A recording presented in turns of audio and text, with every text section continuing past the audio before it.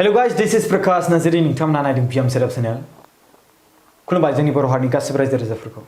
जोंनि बर' हारिनि गेजेराव सोरबा मानसिखौ रेप खालामना बुथारनाय, सोरबा खारनाय गावनि नखरखौ गारनानै, सोरबा गोमानाय बेबायदि गोबां जाथाय जाफ्लेगासिनो दं आरो बे जाथाया जाफ्लेबाय थानाय जाथाय आरो सोरखौबा रेप खालामनानै दैमानि रुगुङाव दोननाय। कुइसना बे मोनसे ओंखारदों जे मानो थाखाय बेबायदि खालामो मानसिफ्रा? मानि थाखाय जुदि मोजां मोनाब्ला मानि थाखाय हाबा जायो? बे मोनसे गेदेर कुइसन। बे मोनसे बिराद गेदेर कुइसन। स' आं बिनिखायनो नोंथांमोननि सायाव मोनसे बाथ्रा बुंनो सानो कि नोंथांमोना जुदि हाबा जानो मोजां मोनाब्ला खारनोबो नाङा। दिनै तपन ब्रह्म बिथांनि नखराव ओरैबायदि गेदेर जाथाय जाना थांबाय।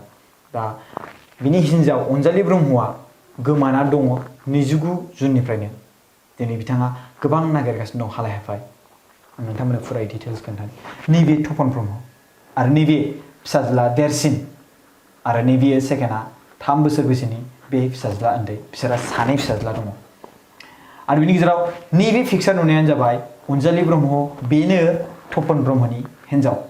29 जुननिफ्रायनो बियो गोमानानै दङ आरो बिनि गथ' गथायजों लोगोसे बिनि हौवाया बे अनजालि ब्रह्मखौ नागिरगासिनो दङ।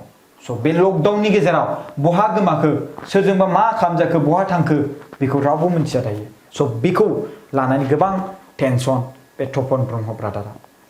खोनासं, बे चिरां डिस्ट्रिक्टनि सिङाव थानाय पस्ट अफिस सापागुरि आरो बिनि गेजेराव पुलिस स्टेसन धालिगाव आरो गामि खोन्दों 2 नं गोजोनफुरि।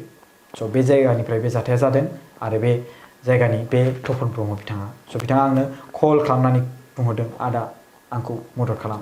बाट बे आंनि बैसोआवहाय बे देरसिन, बाट कल खालामनायाव बिथाङा बिदि बायदि बुंहरबाय। स' बिनि गेजेराव आं बेखौनो बुंनो सानो नोंथांमोनखौ, बेखौ जुदि नुदोंब्ला अन्नानै एसे मदद खालाम। नोंथांमोना बर' रावाव गोबां इन्टारेस्टिं फेक्सनि भिडिअ नायनो थाखाय बे चेनेलखौ साबस्क्राइब खालामनानै ला आरो चेनेलनि लिंकखौ बे भिडिअनि गाहायनि डिस्क्रिप्शन बक्सआव होनाय जादों।